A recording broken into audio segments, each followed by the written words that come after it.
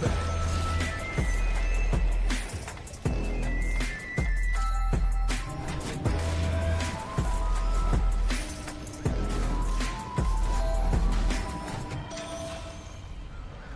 A very good morning to everyone around the world and an extra warm welcome to everybody live here in the Royal Arena, joining us here in Copenhagen, Denmark, as we are getting ready for the first day live here at the International, and we are moments away from getting an opening in style. But before we get there, let me introduce to you the people that will guide you through your morning today. My name is Shiver, I'll be your host, and I am joined by three wonderful people. To my left, Lacoste, how are you doing? Super excited though. I'll tell you what, I didn't get much sleep, 3.5, 4 hours. This is Christmas time pretty much for Dota community, and always happy to be a part of it. I think we're all on the same boat here, Effie. Exactly the same. Barely slept. I just was so excited coming into today and just seeing the live audience, seeing everybody be here, so excited to watch Dota. It's just such a community feeling, and yeah, here we are, T. It's just been the culmination of the entire year. I mean, best event of the year, Arena already got cheers going, so please continue that throughout the game, just cheer for anything. If someone dies, you cheer. If they get a Roshan, you cheer. Just be loud and, again, just best time of the year. I already feel the energy that the people are bringing. There's two people that always bring the energy as well, and they were checking in with what was happening earlier today.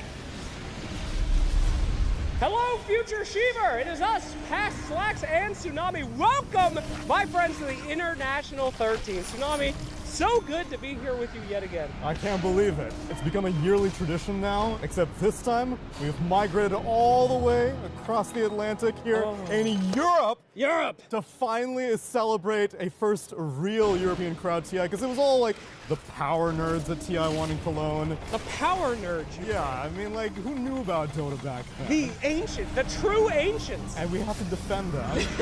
But here we are to celebrate the European crowd showing up here in Copenhagen. Now, I know that this is airing later. We are at 8 a.m., all right? Look at this line at 8 a.m. These guys are sickos. Hello, everybody. How we doing? Hello, everybody. Yeah! You ready for some Dota? Yeah, baby. All right, let's go ahead and talk to some of these early risers here. Probably earlier than most of these gamers have ever been awake. Hello, hello, sir. May I talk to you? Hello. Howdy. Pangolier shirt. Howdy. Where are you from? I'm from the US of A in Florida. Yeehaw! One of my people. Welcome, my friend. What brings you all the way out here? Oh, I'm here to see the best Dota in town, is what I'm here for. Hell yeah. Who you rooting for, bud? Well, I was rooting for Noun, so they were able to beat the champions last year, but they weren't able to beat the runners-up, so. That's right. We still got some NA, though. Snake's still around. You rooting for them now? Oh, hell yeah. I'm all in on Falcons. Okay. Well, good luck at that elimination series this morning. Yeah. Might be the last time you ever see them. Thank you very much. Anybody else we want to talk to? Anybody want to talk? Hello, morning people? Who looks the tiredest? What? Look, we're wearing the same outfit. Oh, we are. Got a T-Swift fan. I couldn't find my Team Liquid T-shirt, so I just put on a Team Swift T-shirt. Yeah, that's close. Can you sing us some T-Swift songs? I can sing my favorite song. Go ahead. 'Cause August slipped away. My name is August. Oh, well, thank you, August, so much. Who are you hoping wins? Team Liquid. Team Liquid. All right, that got you out of bed this morning, huh? Yeah, I tried at least. Okay, well, you're looking great. Thank you. Tsunami, where are you? Go find a tired person. Find the most tired person in the crowd. Thank you. I want someone sleep deprived, and I want someone who this is their very first TI. Oh, you're chugging a coffee right now. You're feeling refreshed. Have you been to an international before? Never. First time. Where do you hail from, my friend? Manchester, UK. Did you go to any Birmingham events? Oh, yeah, I was at Birmingham every single year. Really? Okay, so you're a Dota player through and through. What's your expectations for this event? Who are you rooting for? Falcons. Yeah, it gotta be Falcons. ATF, man. You already saw them won in Birmingham. Stop being so greedy, man. Give someone else a chance. They always win. They're just great. I can see that. You're a bandwagoner. It's okay. Yeah. I respect the hustle. Who else out here has never been to a TI before? Go down further down the list. Jake, find one of these newcomers. Oh, this is your brethren. He did not like me rubbing my bald head against his. I did it without permission. I'm so sorry. You ready for your first TI? Yeah, very ready, yeah. What are you expecting in there? I don't know, Tundra to win, let's go. Oh, we got a new one. Now, are you going to try to sit close? Because a TI, we have a splash zone. The players like to come out, they like to scream, let's go! And you get to be showered in their, liquids. Is that where you're going to be, in the front, or are you going to be chilling in the back? I think I'll keep my distance from Okay, that's a good idea. gamer juices. Yeah, very dangerous. All right, well, I hope you have a fantastic first TI. Good luck to Tundra to you. Now, can I touch your... Any ball enjoyers? Oh, Team ball? team ball. Let's go. This is a sponsored segment. I had no idea. You owe me a check, Gork. Pay it up. Thank you very much. Well, I think we have annoyed these poor, sleepy people for quite some time. Let's go ahead and close it out. Hey, ladies and gentlemen, so happy to be here yet again at another TI. TI 13 is about to get underway, and we will throw it to Sheever in the far future. See you soon. Thank you very much, Passlax and Tsunami. It is fantastic to see so many people showing up so early, getting ready to get the best seats in the house. And I must say that this international, the first one with the crowd in Europe since the first iteration, Lacoste, it feels very good. Oh yeah, we go way back to Cologne, 2011. I was there 10,000 years ago.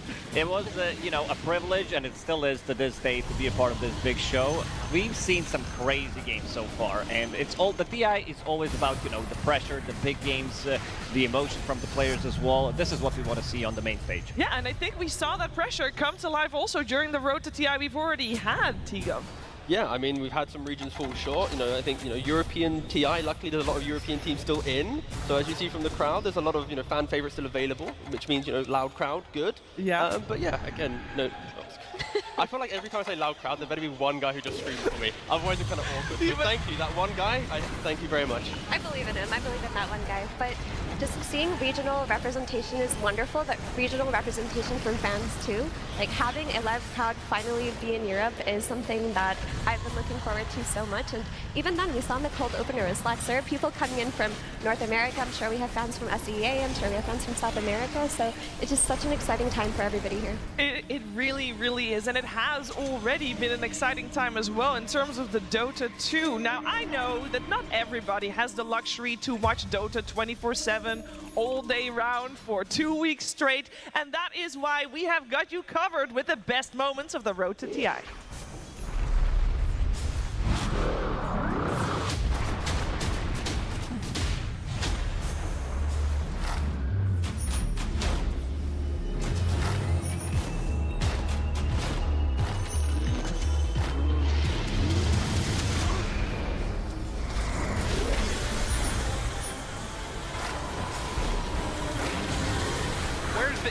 They do not have it right now. An indomitable force of extreme gaming. May take another one here. Mickey does manage to jump away just before they jump in from GPK. One in, one out, turns around, Sonic Wave, trying to finish up 33. It's not going to be enough. They just got white. Back on the rear gate. X about leading back in and the X. No one sweeps him up with a tidal wave.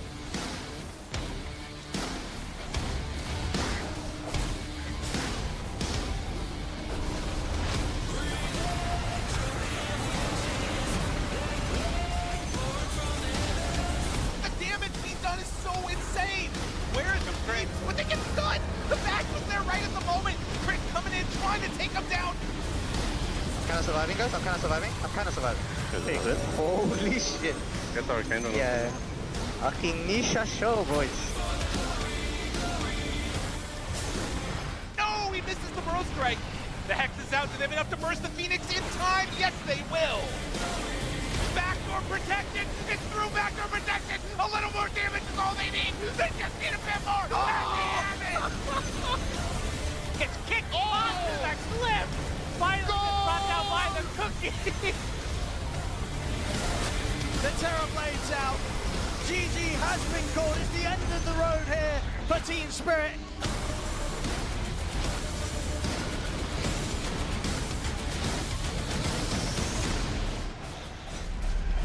Way over a week ago, we started with 16 teams here in Copenhagen, and today there are only 8 left. Now we're gonna do our best to get you up to speed with everything that has happened over the last over a week, last 8 days, I want to say, and get you up to speed with everything you should know before going into today. I know there's a timer ticking down, and it's not making me nervous at all, promise. T-Gov, I'm taking you back to just over a week ago, group stages. I know it's been a little while, but it was when there were so many games going on at the same time, and it all led to knowing who was going to play who for seeding matches. Yeah, and to think that Spirit, they finished their group 6-0, 3 wins, not dropping a single game, and then you fast forward to now, they're eliminated.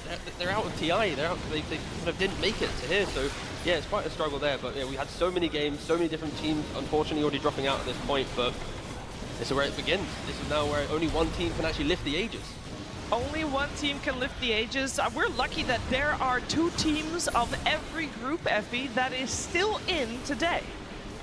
Yeah, and these teams are hungry, but I will say that the seeding matches did bring a little bit of extra spice that we needed, but ultimately only the 8 best teams remain. There are a lot of repeat potential TI champions, there are newcomers, there are people fighting for regional representation. There's so many storylines going on right now, Cheever. It's hard to keep track, but that's why we're here.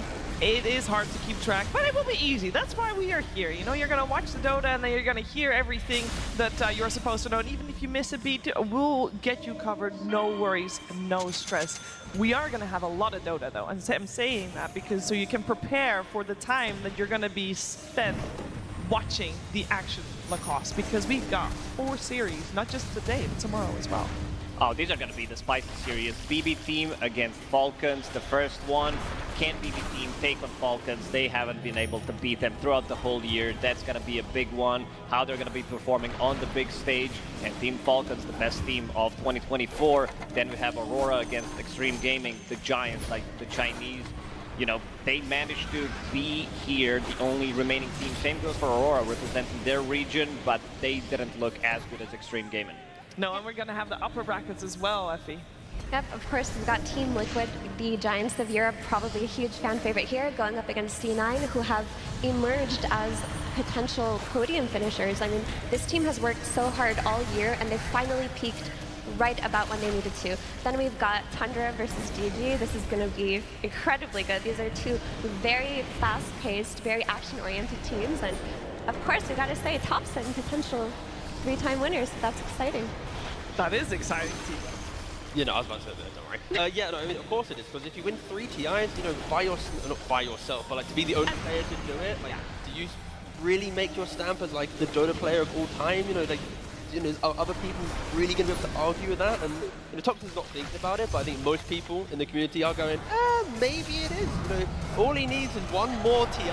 That's it, just 1 more. 1 more, and he will be head and shoulders above any other Dota 2 player out there. It would be a tremendous feat if he manages to do that with Team Tundra this time around. Now, he is not the only one that is hoping for to be a repeat champion, Lacoste. Yeah, we do have some 2-timers. Only 3 of them are left. So that's going to be, you know, the pool is getting smaller. 5 of them. Oh, 5 of them, never mind. 3 in the lower, 2 3 in the lower. Yeah.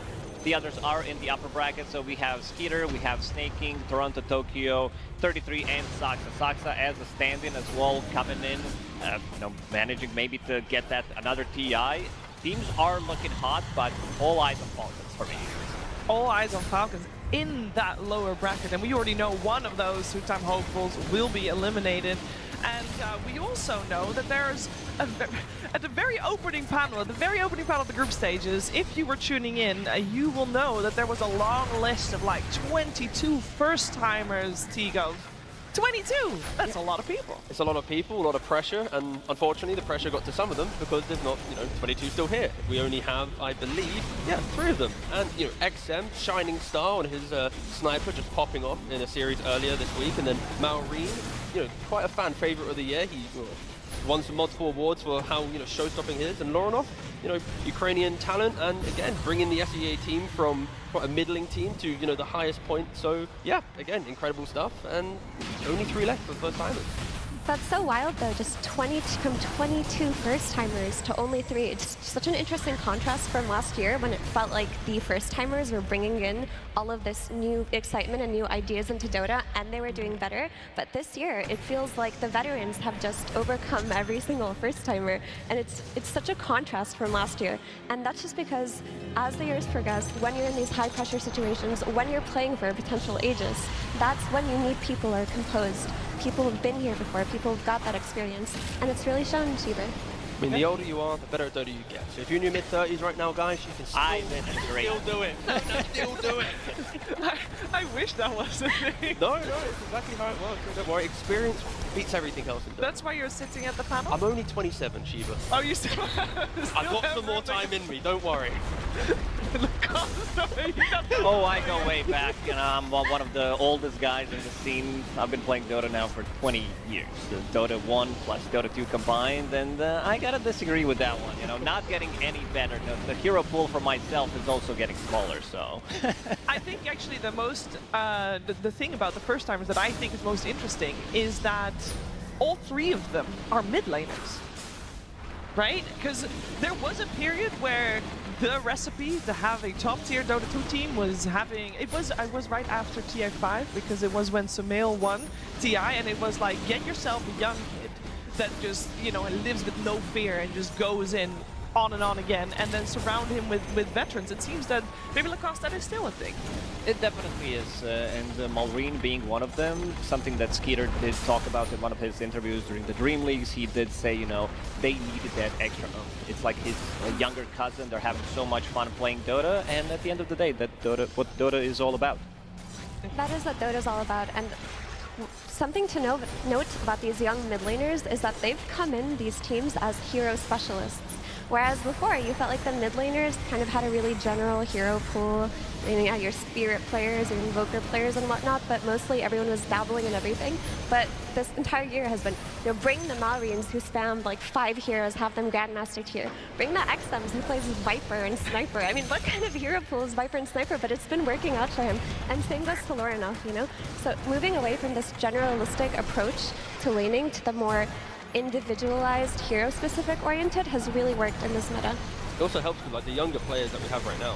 They just farm pubs like no tomorrow. They're playing 50, 60, 70 games a week, and like you compare that to old times, like maybe you get 20, 30 games and it's like they're not really developing this quickly. I think nowadays it's so scary that like if something's good, it takes like a day for everyone else to understand it. Like there is no time to hide strats. Like you play it, it's gonna be public. Everyone's gonna be aware. So you have to keep up, and that's why, you know, these talent it's so hard to even get close to them. It also inspires, right? Because I remember right after Falcons was formed, we asked at some point Crit, like, okay, how does Malrine having all these level 30 Dota Plus heroes, you know, impact your gameplay? And he's like, well, I gotta catch up.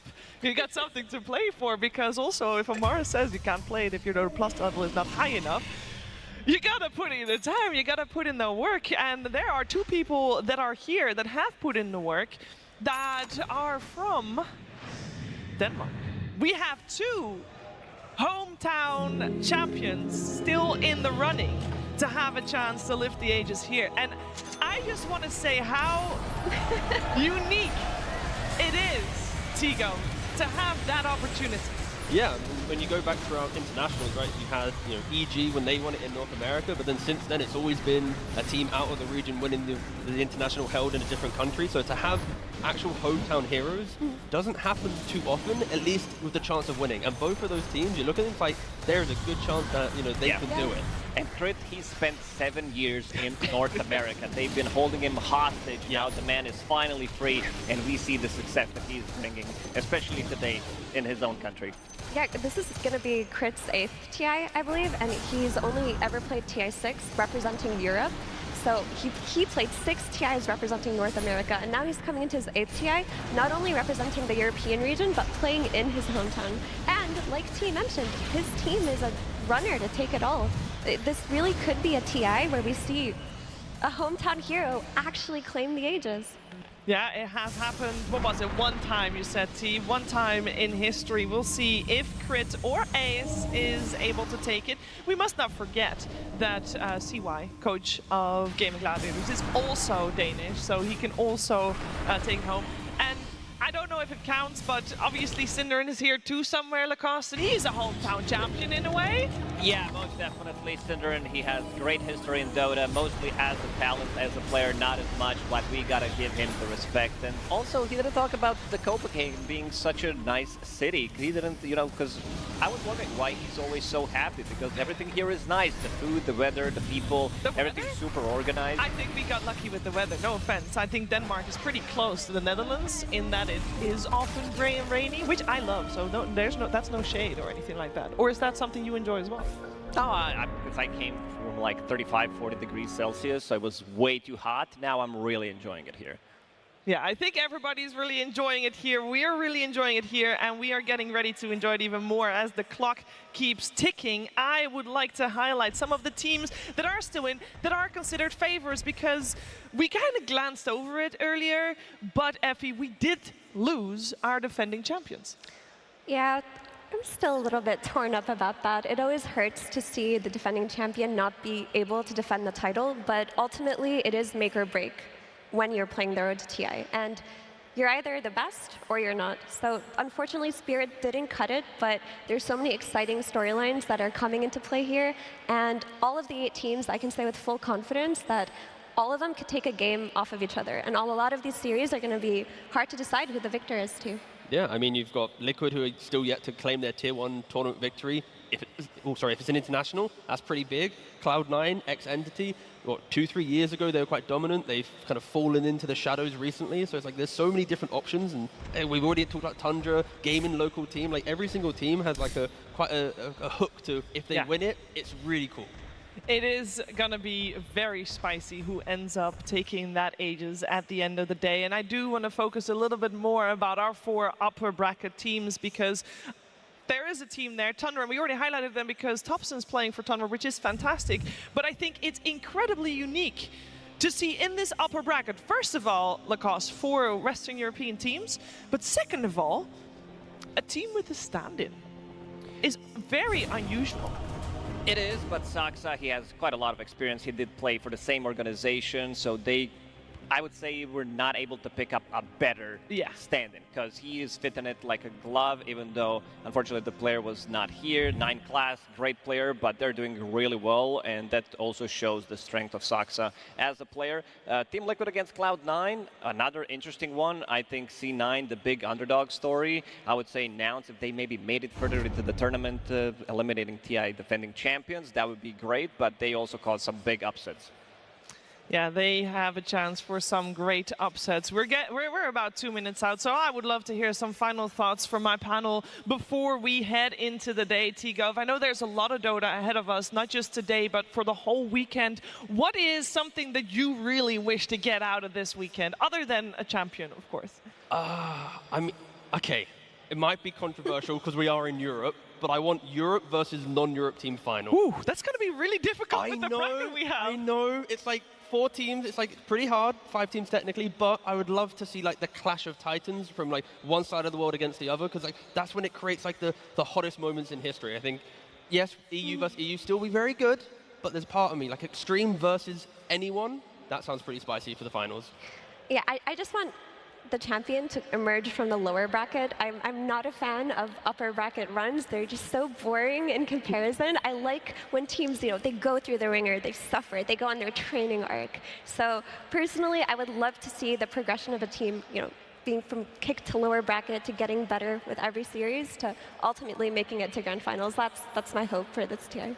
Yeah, lower bracket runs are always amazing. If you're going all the way through the lower bracket, you need to win. That's the BB team is the only team that could pull it off. You need to win 6 BO3s. That has never happened before, right? I don't think so. 6 BO3 and a BO5. So quite a lot of games ahead of them if they want to lift that Aegis. Well, I will say that, was it 2 internationals ago that we had Team Liquid playing the most amount of game all the way from the from the last chance qualifier to come really close in Team Secret as well. So maybe more games is a good thing, and perhaps that will be a story that we'll be able to tell at the end of it all. But it's a whole 3 days filled with Dota 2 ahead of us before we will find out who we'll have in the grand finals, who will make a deep run in that lower bracket, and will we have a first-time all lower bracket team making it A, to the finals, B, taking that grand finals. It all begins right here in the Royal Arena in just a couple of seconds. So ladies and gentlemen, and everybody here in the Royal Arena, please make some noise as we'll open it in style.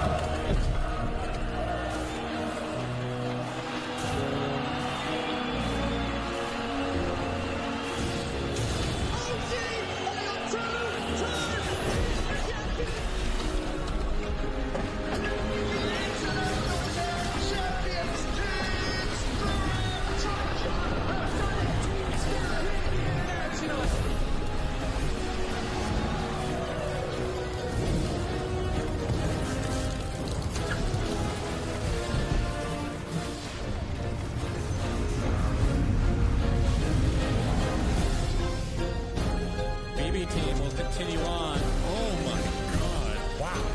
GG well played is called Falcons. They'll be moving on in the lower bracket and taking the series 2-0 here. Aurora wins this absolute thriller game. They will move on through TI. Extreme Gaming will be the ones to move on today. Team Liquid for the third year in a row is going to be going to the International.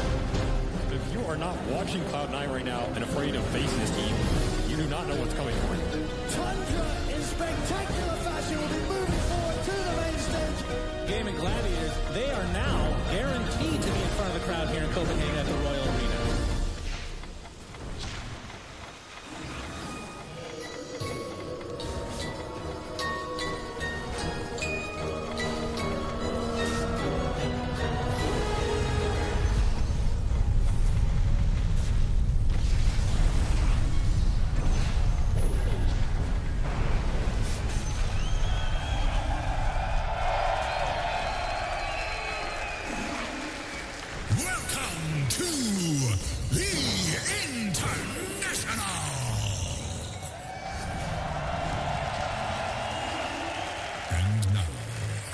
Introducing the finest Dota teams in the world.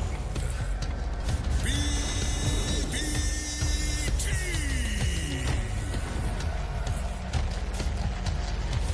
Falcons.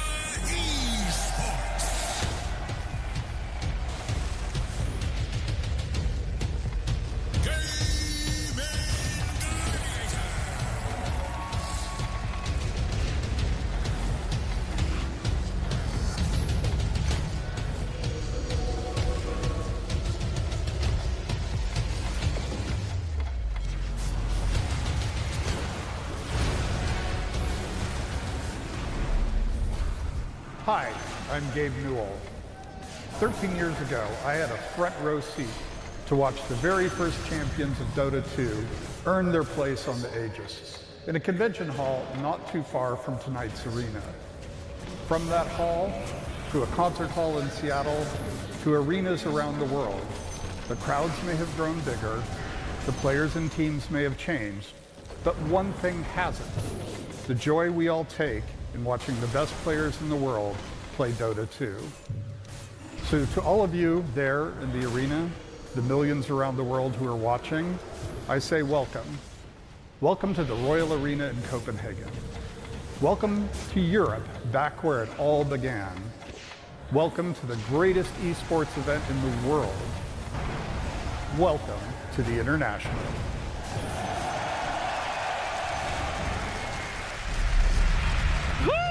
Goosebumps here as we're getting ready to get the games started live on our amazing looking stage.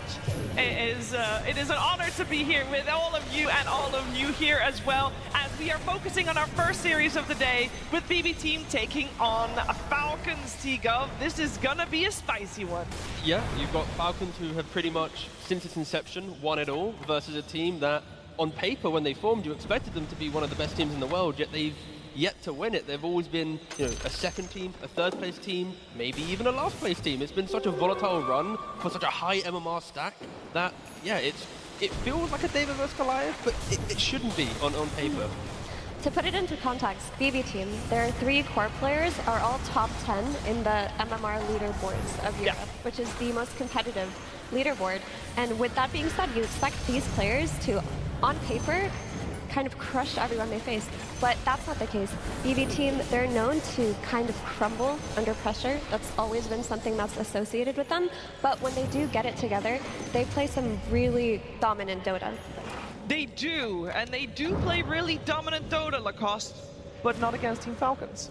Yeah, this is just a really bad matchup for them. They only have 5 dubs in terms of games, and they were unable to win a series in 2024 against Team Falcons, which says a lot about the team, their playstyle.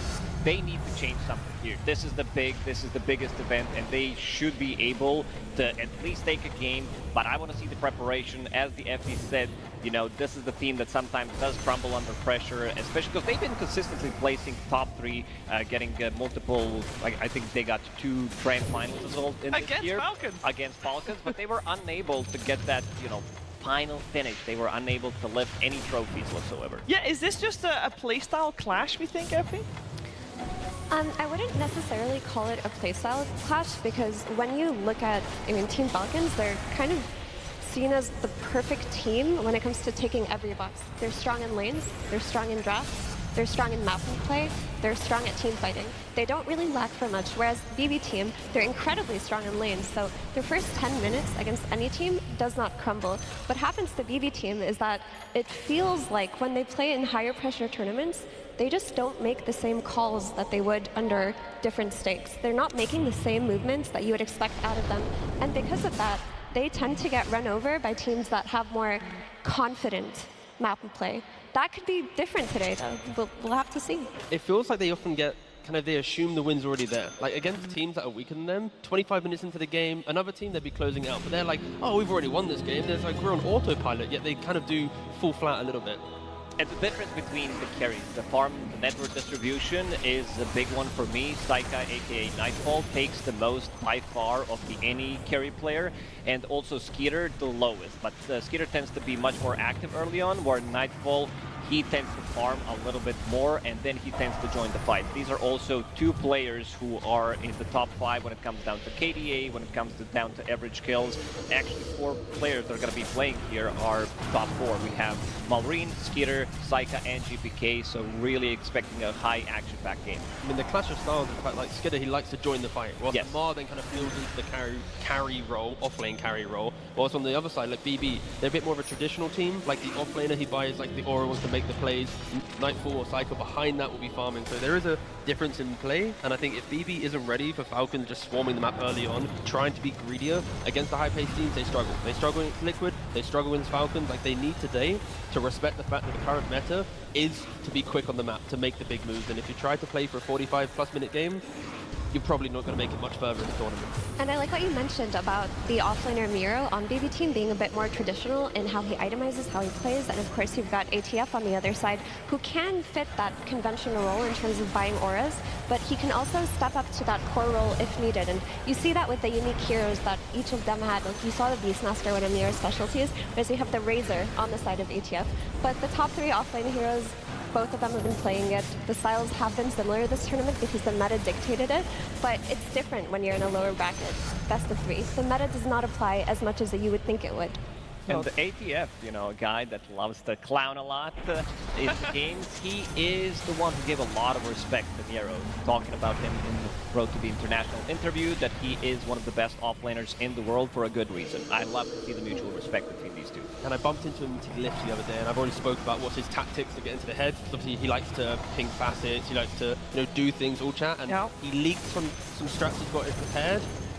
But just to, like, he's already just too aware. Like, he might be quiet earlier on, but he's going to level it up for TI. So if you are a fan of Amar and that stuff, then he's got it ready. So hopefully he uses it right now, straight away. First series, don't hold it. You know, you might be getting eliminated. I need you to use everything you have in your tank, Amar.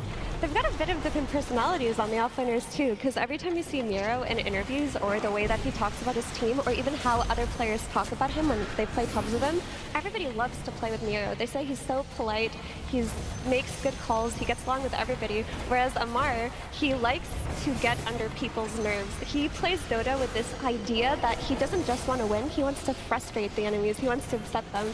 And while they are different in personalities, I think that kind of play also, or that kind of clash kind of leaks into their playstyle too. I mean, you see Amar like being an anti-carry. He wants to make his opponents miserable. It's why the Extreme Experience series is actually so refreshing, because we didn't have any of it. We had no like pinging, nothing, no all chat. It was just like a calm, like old school, like a gentleman's game of Dota. But with Falcons, there's no gentleman. It's just all, anything you can do to try and get the win, they're going to be doing it through all chat or anything. And they're going to be muting each other, surely. Probably, but when I was doing research, BB team, they were always the best team when it comes down to the amount of pings they have on the map. This time around, it is Aurora Jabs who kind of took over that. Get back, please. Yeah. Gotta click harder for BB than this one. Gotta click harder. I think also both teams are very well accustomed to going up against each other and therefore to dealing with potential tipping, old chat, anything of the sorts. And while we're getting ready to get the players on the stage, I want to just straight up hear from my panel. They've never done it before. BB team's never taken a series off of Falcons.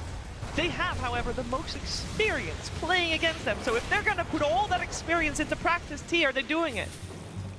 Do you want me to hype you up? Because if I want to have my analyst hat is on, and no, I don't think they can do it. I think it might get to 3 games, because when they have drawn in best of 2s, BB wins the second game. Okay. So they know how to adapt when it gets difficult, but based on the year, it's like, it feels like an 80-20 to Falcons. Like, it feels like they should just walk into this, the way that they played so far, the speed that they break their opponents, the fact that just, yeah, I would be surprised if BB win it, but then I'm happy to be here and be shocked after game 2 or 3. Well, we're gonna find out if we'll be shocked or if we're at least gonna have, I know we're gonna have an entertaining series, guys. I have no doubt about that. But to do so, we first need the teams on stage.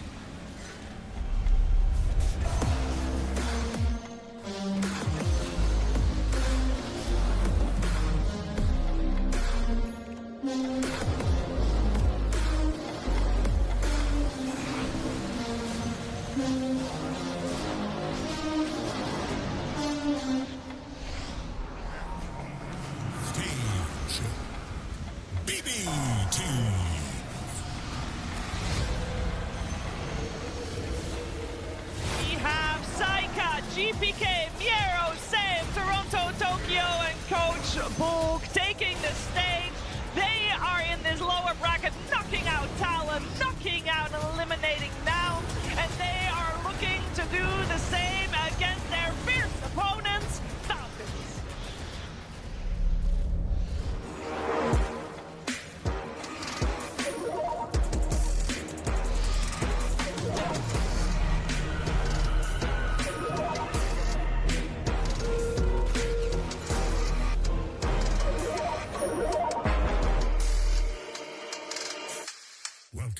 On stage, Falcons. We got Skeeter, Malrine, Amar, Crit, Snaking, and AUI 2000. This is considered to be the best team of 2024, but they have to yet prove it that they can do it here too, on stage at the International. Will they continue their lower bracket run? We'll find out. One best of three. BB team, Team Falcons. It will be a spicy one, even if just for potential tippings and potential old chats, Lacoste. But there's one thing that we must not forget, is that on the side of Falcons, we saw it earlier, it is one of these 10 players' first time here at this grand stage. Do you think Malrine will be able to continue his same level of play? He did have a little bit of a performance issue when he was playing his first LAN, but after that, the man is really feeling himself. He feels like a veteran rather than a newcomer into the scene, and he adapted. Because if you look at his player history, he didn't play for many teams when it comes down to Tier 1 Dota. The creep wave, and then the man was suddenly bumped into a Tier 1 team immediately and had a great success with them.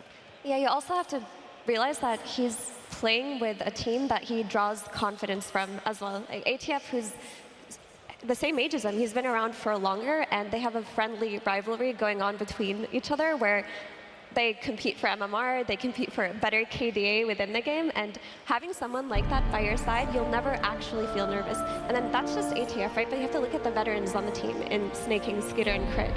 When you play with them, they're going to be able to reassure you in situations like this. I mean, also, it's like for Malrine to have his first TI, but then when you think back, like he's been part of what? He's won 4 Tier 1 events, Grand Final 5 times. It's like his journey to be at his first TI isn't the true underdog story where he made it through the qualifiers and, we're shocked to see him here, right? Like he's won it all in like his first major year being a pro player. So I think nerves shouldn't be a question. Like Effie's mentioned, he's surrounded by so much experience, so much of the veterans of the scene that he can just do his job. And if things get difficult, he can lean on the experience of his team to help fix any problems that they might face. Yeah, and of course, Team Falcons playing with 2 TI champions in Skeeter and Snaking, and a double TI champion coach in AUI 2000. So the vast amount of experience in that squad is very intense. Also, Malrine and ATF, as mentioned, both of them 19, one of the youngest players here at the International, although Malrine will turn 20 in just a couple of days. So he'll leave his teens, as you say. On the other side, we got ourselves BB team, and even though all of these players are experienced on this main stage, perhaps, Tigov, the nerves will be a factor for them. Yeah, I think it's just difficult for BB. The fact that they've been together as a roster for so long, since last TI when they made the swap with Miro coming into the offlane. They've been so close, and they've been on the main stage, they've been against the top teams, they've been in grand finals, yet they're yet to make it. So I hope for their sake they've kind of been able to overcome the thought of what will it be this time. Like if they have any doubt, that's when they have the struggles. And unfortunately, they have choked a couple times before. And if they can get all those problems aside, they are a team who is destined to be in multiple grand finals. I mean, the sad thing when you think about BB team is that internally, none of them are happy with the results because they know that they're capable of so much more. And the word around the block is they don't really lose in scrims. Like if you ask around, they play incredibly dominantly and they have better performance in scrims than they do at LAN. So when you hear something like that and you know they're stomping all of the Tier 1 teams in the world when they're practicing, but when they can't quite apply the same kind of dominance at a tournament, that means internally, somewhere at some point of the game, that same calls that are usually being made aren't being made. And the only thing that you can really attribute to that is pressure, players not understanding, not necessarily understanding, but not wanting to take any risks. When I look at BB team, I mean, we've all heard the meme about Psycha or Nightfall with the BKB TP out. It's funny, but it does apply to their play a lot. A lot of their play, not just the carry, can be summarized as BKB TP. Can we take the smoke and win it? What are the odds? 30% chance we'll lose this fight, or 70% chance we'll win? Maybe we don't want those odds. Maybe we want the 90% odds. And that, you can't have that kind of philosophy if you're going up against Falcons. You definitely need to take risks when you're playing on the big stage. So I want to see, you know, some more taken from BB team because they looked pretty good. Like first 15, 20 minutes of the game, it's pretty much always stellar. One thing they always struggled with was pushing the high ground. Like we've seen so many times. Game 2 against Talon in Road to TI. If you go way back during the Elite League, I casted more like I think 5 or 6 games. Every single time what happens is they have 20k gold lead, they can't finish off the game. So this is something they need to work on. And you can see from the heroes picked against Falcons, BB, they try to shift their playstyle to try and match the aggression that Falcons bring. But again, based on the stat set, like it hasn't worked. And we heard as well in an interview with Save when they won earlier in the Road to International, like when he's having a good game, he feels like his team plays a lot better. When he's having a difficult game, he can feel that the win isn't as easy to secure. So I feel like maybe Save is more of the conductor for the team, and that is something that against aggressive teams when he gets shut down, it can be difficult. And yeah, Hello Kitty's back. He's got the outfit on. He's ready. Sometimes that's all you need. Good luck charm, and you're ready to go. That is maybe something that BB team can incorporate in their play. I do want to talk a little bit more about the heroes both teams are using as we are close to getting the draft underway. What are some of the heroes that FE people at home should look out for? Which are some of the ones that you are going to pay attention to? So the big one that both of these teams share is Doom, as we saw in the graphic that was pulled up earlier.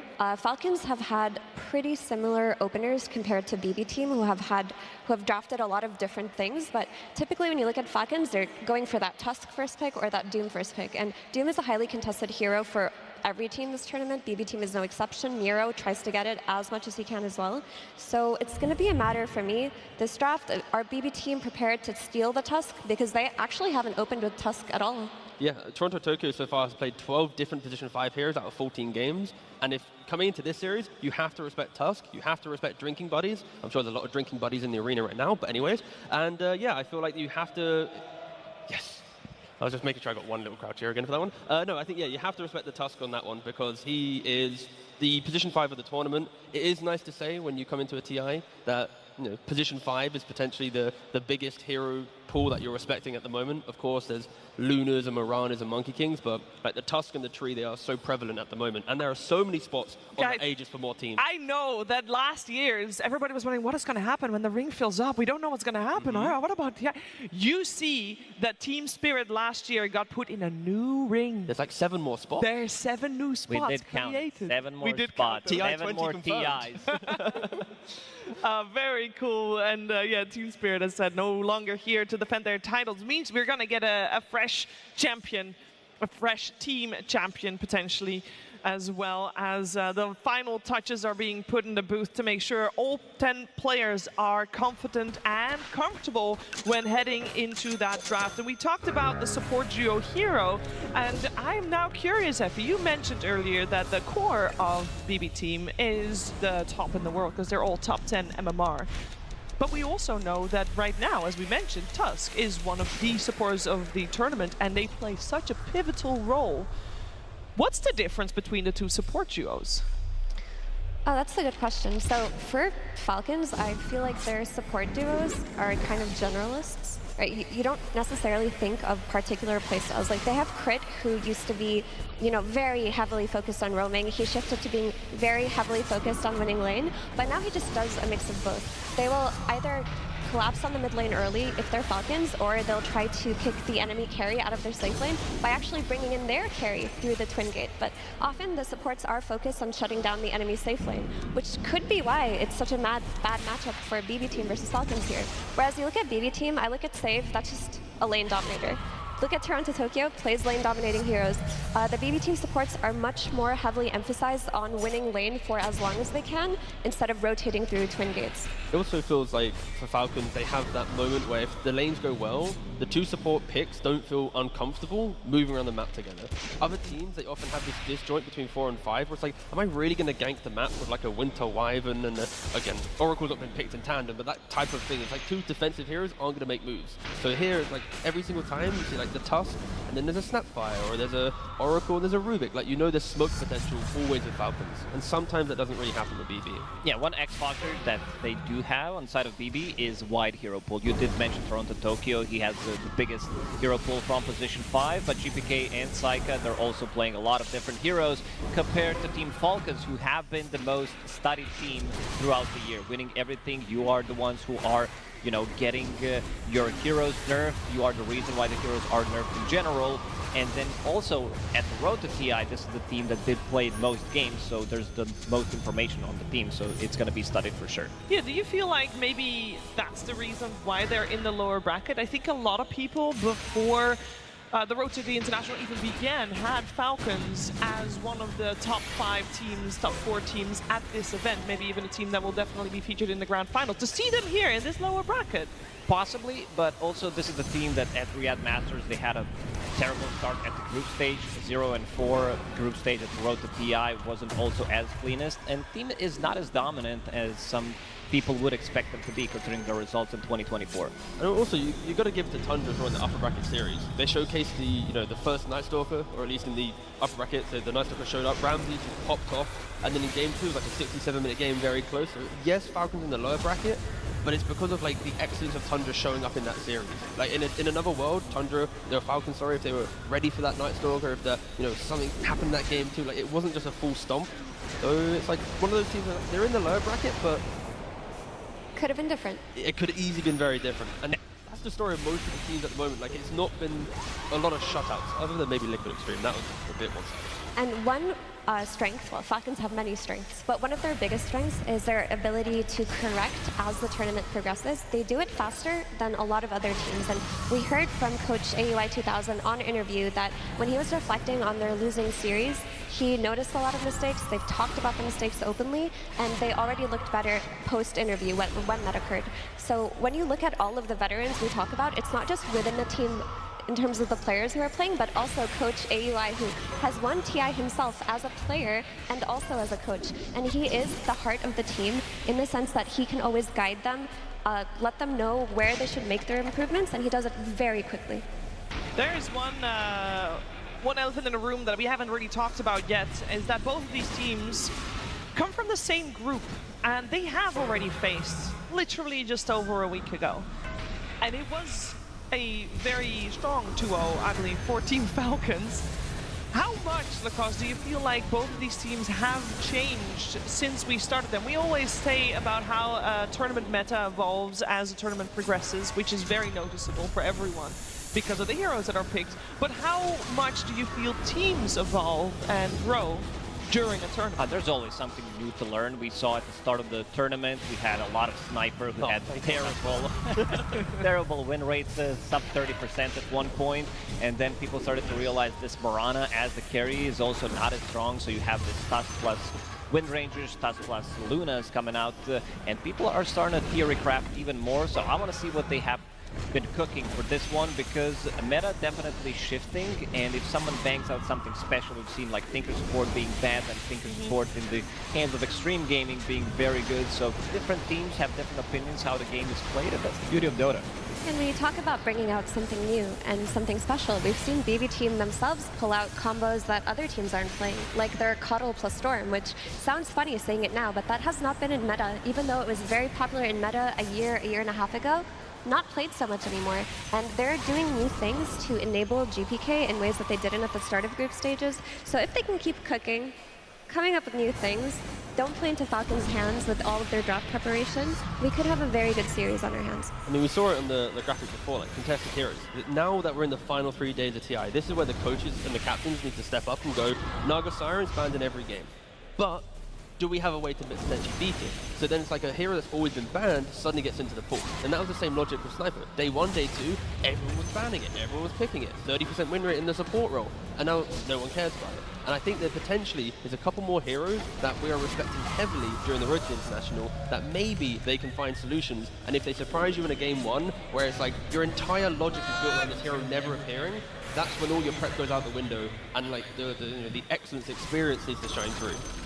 Yeah, and there is, of course, the fact that there have been 2 days break 2 days, I know they had some obligations in terms of media and things, but they also had time to talk about what they could be doing differently from what they have been doing. And I think it's very important to note, and I don't know how much impact this would have, the last series that we watched was between Extreme and Team Spirit, and we saw very different heroes as we see here. Some heroes that we have not seen at all, Effie. Yeah, I mean, some of these heroes not being played at the road to TI or TI now would be very sad. You know, big team fighting heroes like Tidehunter, Pudge is always exciting, makes for very exciting gameplay, and I think a hero that we actually could see at some point will be the Arc Warden. I think that is a surprise pick for a lot of mid players, and that's the one I would keep my eye on from the uncontested. I still think Lich is pickable. I love Lich. This hero, problem is he's not a melee position 5, he doesn't soak up the damage, but in meta where you're thinking about how to mitigate most of the damage from the enemy team, this Frost Shield with the facet, it does feel really nice. Only a point for that is Nullifier is so popular because of the aura meta that a lot of those heroes a Nullifier. Okay, thank you. I know, I was just trying to hype him I'm sorry to kill the He's fire. dead. Yeah, he's dead. And the spell supports like Enchantress and Shadow Demon make our Frosty friend Lich not so happy. But I do want to talk about some heroes a little bit more. The Tusk, for example, that we mentioned, I really think that that will be the pivotal hero for BB team in terms of how they crafted their draft prep. Because we saw the win rate pop up for Tusk, it said 61.8%, but it should be noted that when Tusk is first phased, his win rate is at 88.9%. That's just mad. That's just stupid high at this Simplifies point. the draft so much, but I feel like we saw Faceless Void rise up relatively recently, but against Tusk, like you know you're going to enable a range carry, and we've not really seen the melee carries come to life. But like Faceless Void, use Time Zone, Chrono if you want to, you get that swarming jump, find the backline. Like Tusk does not like fighting from multiple layers of stun and skirmish, right? Like I feel like people were a little bit too comfortable with the I pick melee 5, they pick range carry, I'll copy you and off we go. So I think there's so many answers to what is a high-paced poking hero, but not a lot of teams have really tried to explore yet. And I think Aurora did relatively well with their Void, Phoenix, kind of like the play for that mid-game fight logic. But again, I hope people have cooked up some ideas because no way Tusk can go unanswered. No, for sure. This is the most overall hero that he's so balanced. Like, has everything you need. He does have everything you need. I don't think he will see the light of day, but there's only one way to find out. It is time to get our first game underway. BB Team versus Falcons. Game 1.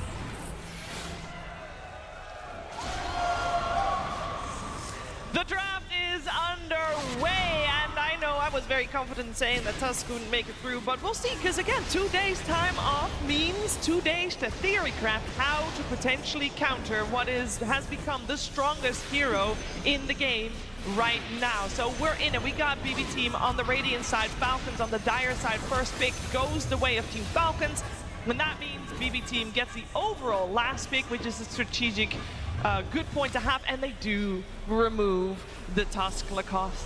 Yeah, I mean, they did the research. This is the team that did have success with the Tusk. They did have 5 out of 5 wins with the Tusk, and also 5 out of 5 games with Kunkka. So no, not really surprised to see those 2 heroes being banned out, but this also opens up some of the other heroes in the pool. Doom is still available, even though they didn't have much success with the hero. We still see the teams heavily invest into the hero because of what he brings.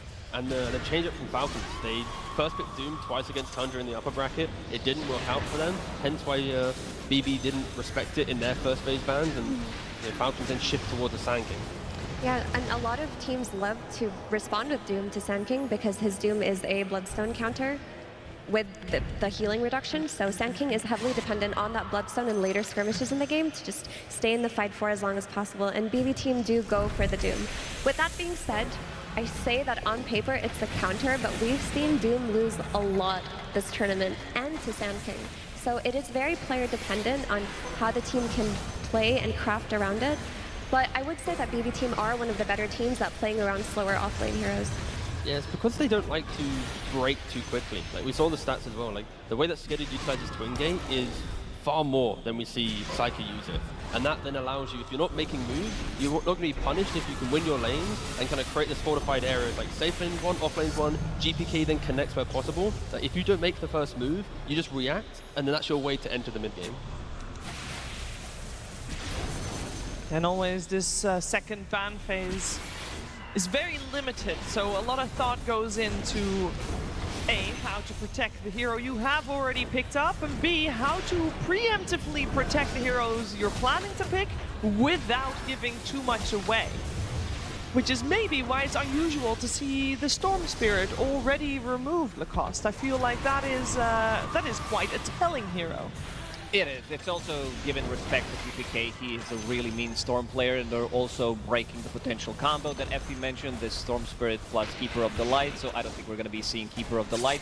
They will go with something more simple, Mirana, which is still a flex, but I would want this Mirana to be a position 4, considering she is slightly slower than some other carries right now. If we talk about the Wind Rangers, Lunas, she needs that extra item, she needs her level 15 talent, ASAP, level 20 as well. She also needs setup, which... Yeah. BB team are currently lacking. And there's so many options for Falcons here. They can do like Rubik +1 to take a bit more fight to the early game. You can then go for the Omni. Yeah, Omni's still available if you want to go for the buff up the mid Sand King, because we've seen Malrine play it a couple of times. You put an early repel on a mid Sand King, throwing in the epicenter, it's so much to handle. But yeah, they go for the Omni Knight option, which is perfectly fine. And what are they pairing with it? Alina, a formidable lane, and that prevents Doom. Again, the reason why Doom has struggled so far at the road to the International, potentially at the International, is you used to punish melee carries. You would Infernal Blade the carry, you'd have Scorched Earth, you'd chase them down the lane, but because ranged heroes are getting picked, 90% of the time, random stat I made up in my head, like, you can never actually pressure. You only farm. So now Lina, yeah, is going to have a free lane, unless the 4 position is able to try and find some more fight there. Ooh, and Enchantress is still in the pool, but a Lion coming out together with a Nature's Prophet. So, I think the player who this tournament impresses with Lion the most, because I'm not usually a fan of the hero, is Save. I mean, this is one of Save's best heroes. I don't want to see this being played as a position 5. You want the heavy kill aggression coming out of your 4. Because there are 2 options right now for BB team. Is they can double down with this Furion. He can TP onto the Lina, and then with the stuns of Lion, with the Scorched Earth of Doom, they can attempt to run her down. Or you just leave the Doom at some point, and then the Lion just roams and tries to win the other 2 lanes. So this NP plus Lion kind of cover for potential map play in either of these cases that I mentioned. The speed in which BB is going to play is, it should on paper be very, very fast. And again, they have historically played relatively slow, but if the Prophet's from the mid lane, that's when I'm most excited to see Nature's Prophet at the moment, because you get your level so much quicker than being in the safe lane, you always are hunting for that next move, and yeah, they have the setup, they have the tools to try and do it. Now Falcons, potentially finding some anti-aggression heroes can be pretty helpful for them. They did play Nature's Prophet twice so far. They didn't play it from the carry role, so most likely that's going to be a mid one, where they are going to be pressuring more the side lanes. You have that little bit of extra oomph. So with Lion, with Doom, you're never going to lack damage for killing the heroes. I want to see... I mean, there's still potential to run this NP as position 1. I guess the question here is, Falcons respect the map play. Like a Centaur, for example, would be really good for the game, but it might be too greedy to get into the game. So that's why they've actually opted to go for the position 4 now, just so they get a little bit more information before they lock in a Mars hero. But yeah, picking up Hoodwink can secure most lanes. It can also play into the map and brings more damage, because Omni Knight provides nearly 0 damage in the early fight, only survivability. Therefore, Hoodwink's kind of having to do the damage for 2 supports here. And it's also a very nice hero against Nature's Prophet, where you always can run through the trees, so you don't have to buy that quelling blade.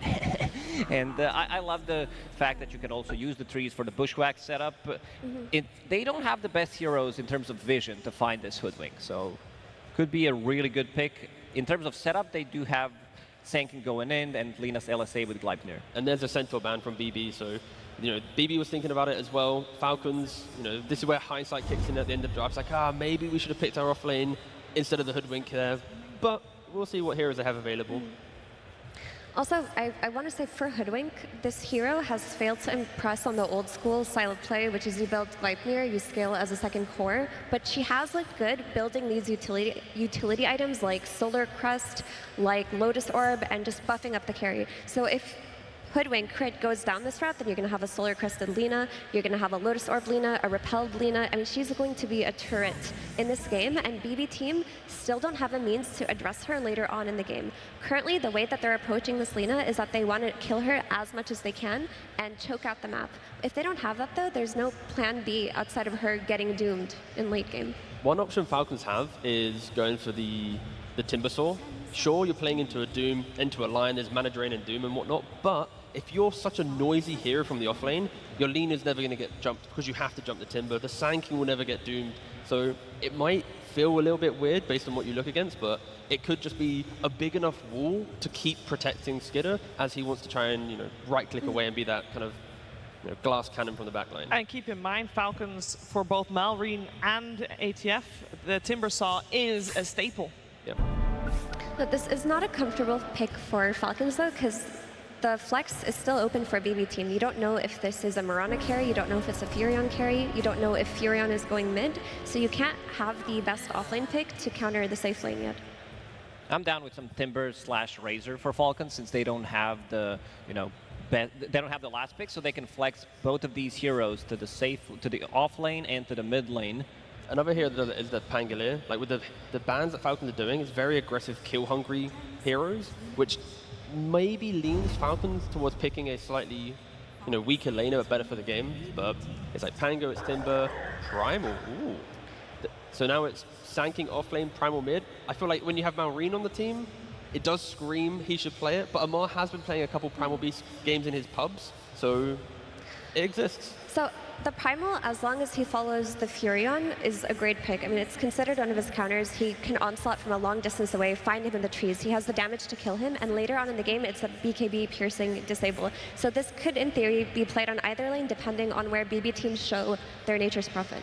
Yeah, it's really, really annoying to play into. And Primal is one of the few offlaners that independently, with just boots, you can skip behind the tower. So if you want Crit to play active on the map and gank mid, gank top, you can just sack Amar a little bit as he just constantly cycles behind the tier 2, grabbing the creep wave at minute 5+, farming camp. So there is ways in which Falcons can play against difficult lanes, hence why picking Primal here also feels good if it can go to the off lane, if Amar is willing to pick it up. One thing I always like about Falcons drafts is that they are anti-carry. If we talk about the Razors, the Dooms that they like to run, now you have Primal Beast with the BKB piercing tool, also Hoodwink with the break mechanic, so quite a lot of these heroes do get shut down prematurely with what Falcons drafted already. And with that in mind, and the fact that for BB team, there is still quite a bit of flex potential, what are we thinking that they would like to go for? What do we like most in terms of where this Mirana is going to go and where this Nature's Prophet is going to go? And I think if they can pick up, because Falcons have banned out potential carries, but I think BB team could even pick up a Clockwork to counter the Primal, play him around as a carry, run Fury on mid, and just play off of his rotations. But they haven't looked that comfortable on their Mirana carry compared to, let's say, Team Spirit. The other option is go for like the Morphling and just lock in the big carry. They go for Windrunner. But yeah, it's just the way in which BB can play this, because of the mid profit, it opens up your carry to be a little bit greedier. And yeah, they're going to go for it. The double range safe lane against, it's Primal Beast off lane. So this is a safe option for BB team. We talk about them always taking the safe route, and Wind Ranger is a safe route in terms of what they could have done with their draft, but I think that it's going to suffer versus Lina, who likes to build MKB anyway. The Lina doesn't feel that threatened if the first rotations go on her, and later on in the game, Primal Beast eats Wind Ranger, right? He's got Pulverize for BKB, he gets Uproar stacks. They could have done so much here, and they went for the boring option, so I'm not a big fan of their draft in this case. A boring option sometimes is also the most safe option. It's game 1, lower bracket, gotta play it safe, see what the enemy brings. Yeah, they wanted to secure his farm in the safe lane, so they do have double range heroes. Wind Ranger, one of the strongest laners when it comes down to position 1, and also a little bit of extra oomph coming up from that Nature's Prophet Sprout into Shackle, so you'll always have something to use those sprouts off, and I'm gonna give a slight advantage to Team Falcons in here because I love the team fight that they're bringing. These beefy boys for Lina, who's gonna deal the damage, and you have all the buffs pretty much in the world, and all the damage that's gonna be soaked in with the front line.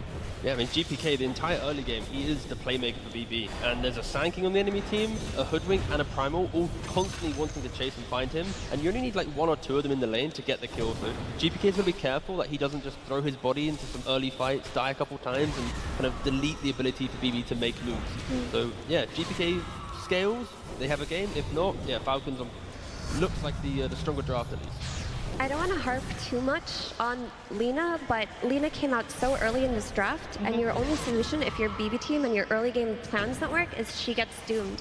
That's not a very dependable solution because we've seen Doom lose in these late game scenarios to Lincoln Spears, to Lotuses, to proper team fighting, proper observer word placement. So BB team have to play the best 20 minutes of their life to take this. We did say that one of the strengths of BB team was their first 10 minutes. We'll see if this game they can show that prowess and deliver and make this a very difficult game for Falcons. But there's someone on the stage who very much thinks that Falcons will take this game one probably by storm. Let's head over to that stage for Slaxus with AUI 2000. Thank you so much, Shiver. Hello, Copenhagen. Time to talk to the man himself, the legendary status here coming up at this event, potentially. AUI 2000, so good to see you yet again. Now, they were prepared for you guys, banned out the Kunkka Tusk combo, which you have an endless win rate on, but you let them have that Mirana, which is a pretty high win rate. Your answer for that was the Primal Beast, I'm assuming? This was, I believe, the first time we're seeing you guys pull this out at the International. Wait, this International. First time playing Primal. I've heard a lot of scrims have included him, but I have not seen him on the main stage. I mean, we didn't know, but yeah, we pulled it out. We hit the strat. It was all planned. Of course, we hit all our heroes, and that's why we're in lower bracket. We're just hiding strats. So it's time to cash in on those hidden strats. Apparently. All right, now, I'm not here to stress you out, AUI, but this is lower bracket. It might be the last time you're able to talk to the fans, you know. We're going to do the other coach next interview. Anything these guys in this arena can do to hype you guys up and get you ready for this match and to win this one. I don't know. I mean, I think we pride ourselves on being calm. So obviously we'd love to hear the cheers because I think it'll make them nervous, honestly. Like the more cheers, the more the hands are shaking. All right, fantastic. Well, we can hear that crowd cheering right now. Best of luck to you, and we'll get straight into the game with our casters. Thank you very much, Slacks. Yes, it's myself, Only Pixel here with Fog, ready to take you through the action of this first exciting best of 3 of the day. BB team up against Falcons. Fog here in the lower bracket. We heard from the panel, the record as it's gone over the year. It's not been great for BB team. No. Something about this matchup, they just can't win a series here. It's where it counts the most, Fog, for them to hold on in this international run. They've got to do it today. This is the time to prove it. And it's been really most of the time just toward those later stages of the games. I think most of the time when we talk about BBT, early game dominators. It's just, can they close the games out? So many times this year, I swear, me and you have even casted them versus Falcons, 10,000 gold lead, going to 20 minutes, etc. And then they just can't close the game up and end up losing. So, yeah, this is the time to prove it. And a very strong early game aggressive lineup that they've gone for around this Nature's Prophet to try to put pressure on the map early on. But is it going to work out? That's the question. As we see Falcons, they bring out the Primal Beast. Amar, not the most comfortable on it in general, but they are comfortable to pick it now that he's played a couple more times in these pubs. Absolutely, yeah, looking forward to see what he's going to be able to pull out from the offlane on the Primal. I mean, overall, do you like this approach from BB team? It is, again, one of those drafts, right, where you've got, 4 ranged heroes, 1 melee. A lot of this is going to be on the Doom to kind of tank the brunt of the attacks coming in from Falcons, whereas Falcons, they've got a lot more beef across their lineup. Yeah, and they've got a lot of team fight on Falcons, which can be a bit of a concern. It's just about the early game aggression. And Skinner stepping up with the blood grenade, looking to run him down. The heal comes in, though. Skinner at the right. One more hit. Save, it's enough. It is. First blood for save. These two, I actually wish, I want a stat line at some point that we need to get. How often do these two get first blood? Especially in some of these lanes, maybe that can have some difficulty with it. Doesn't matter. Even with the Doom, with that Lion, versus a Lina Omni, one of the most defensive lanes, they're still able to get that. I think Save in particular has always impressed us. The way that he's able to make some of these, not most traditional 4 heroes kind of pop out, it's always very impressive. Now look at some of these matchups so far in the mid lane. Some fantastic stuff here from GPK on the first few waves. 13 and 5 against the 9 and 0. getting that early lead against Mallory. Mallory should be able to do just fine, though. Probably just a couple extra denies that you'll see come out from GPK, but bullying the Sand King with the Nature's Prophet a bit difficult. We'll just see the rotations. I'm curious to see if GPK is going to be pretty active, especially toward the top lane, towards Alina, because I think that's why they wanted this, right?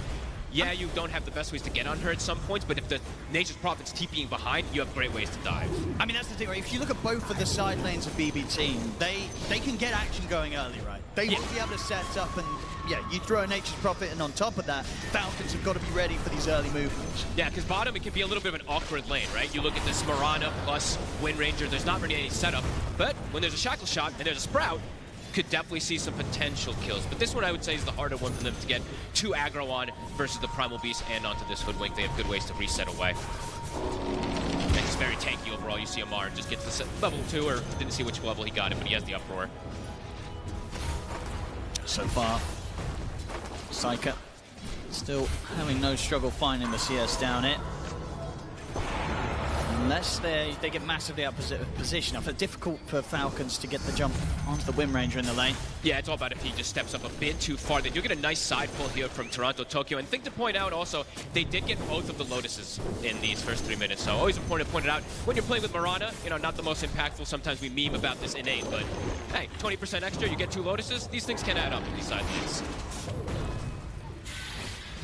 Mid lane, as you say, starting to catch back up, but the deny is actually building up from GPK. And let's see how much GPK's micro also comes in, because sometimes I see these NPs mid, it's trying to secure runes when you're playing versus these bottle heroes. So, I mean, Mallory's going to get at least one of them finished up and potentially just going to get a refill also. So, but GPK trying to put that hurt on. That's a lot of damage from him and his And look, he's canceling the TP, so he is going to be able to deny away that top one. So nicely done. Top tier mid play so far from GPK to start this one off.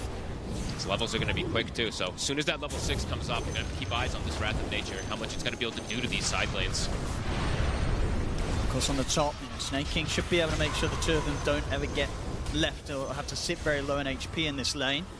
But the bottom one, probably the more vulnerable. Crit's going to have to be careful. He's got to get some stacks going, it looks like. They can't get too aggressive down here, so Crit will work on those. We see Malrine also. It's a Sand King versus this Nature's Prophet, so he's going to be playing around stacks to ensure that he can keep that net worth consistent.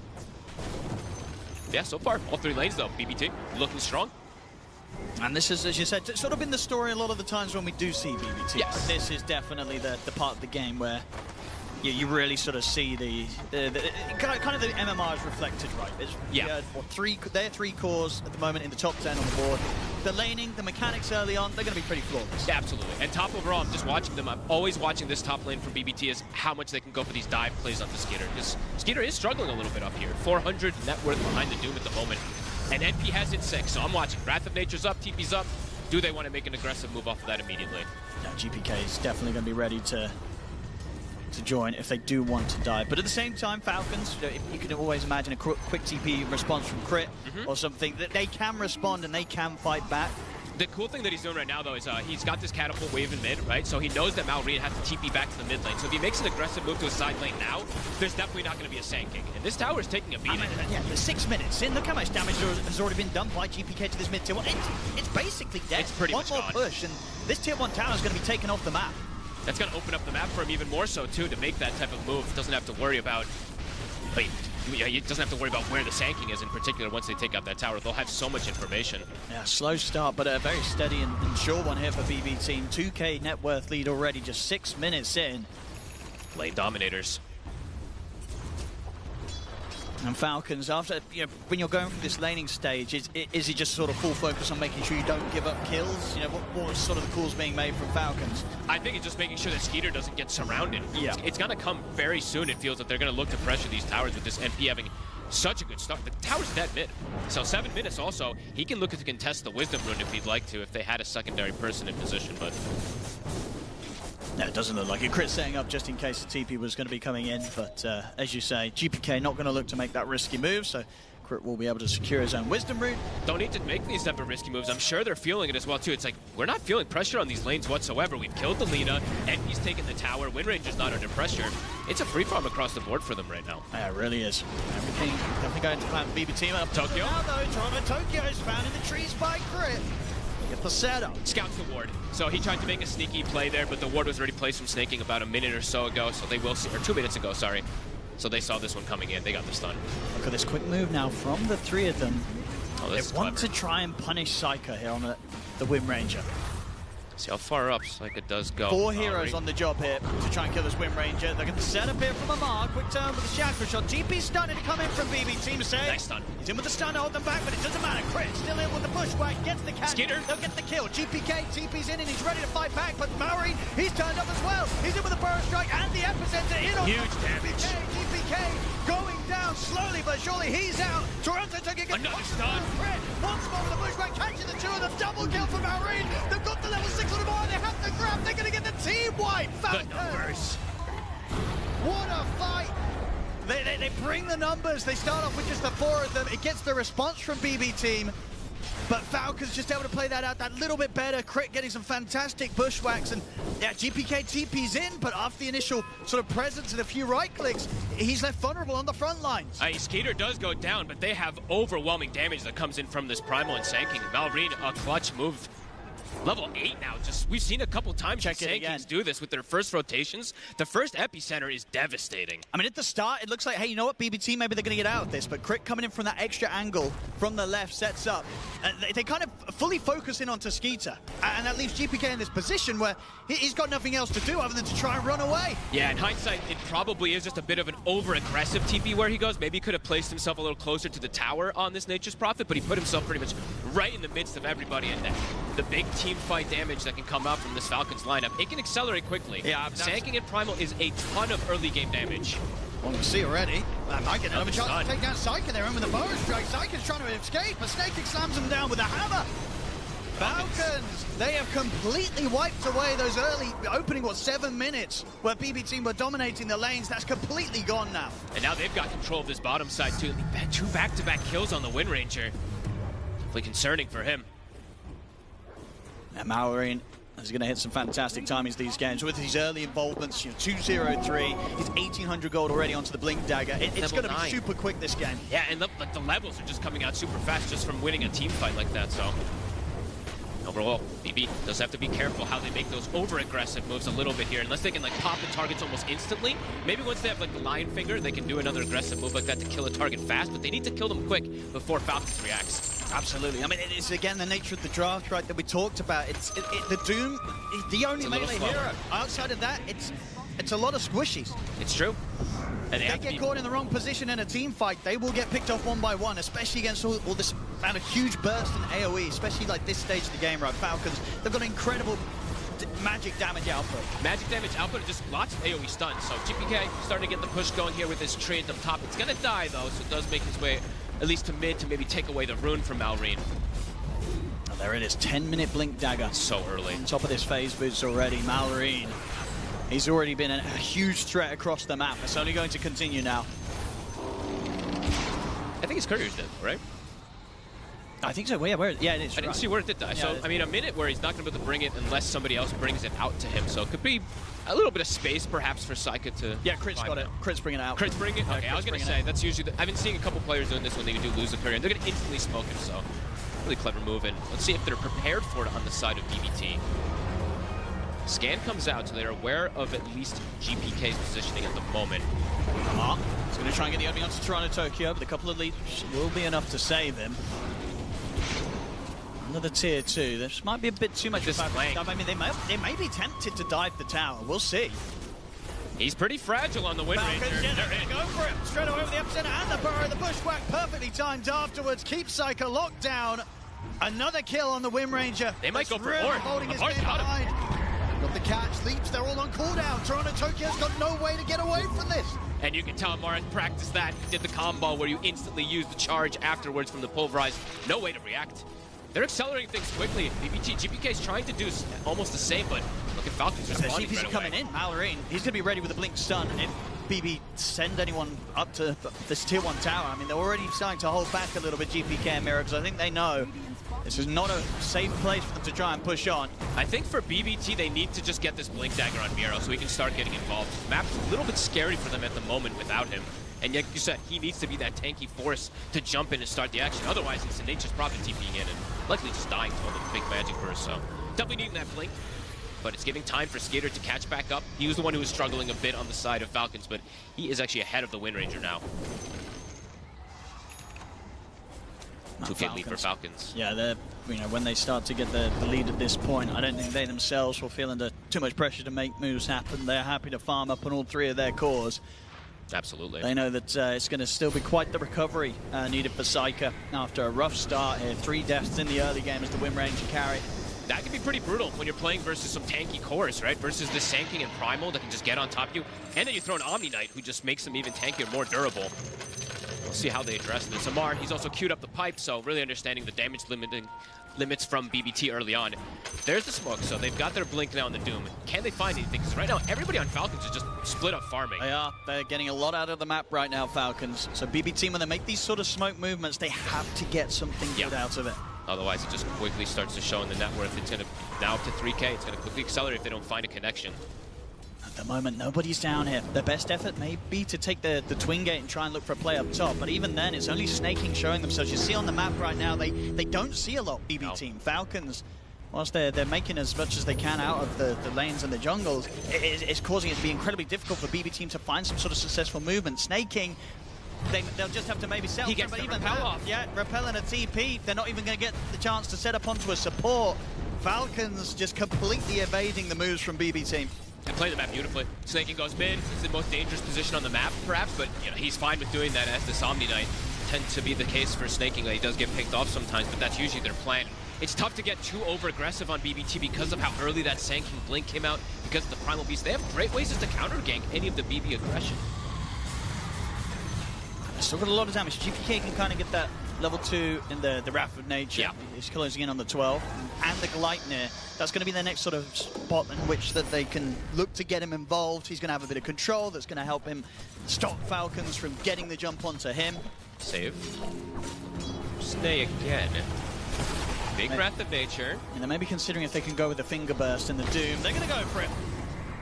And the tempo of the game slowed down, so they're happy to drop some ults here to kill off the Omni Knight.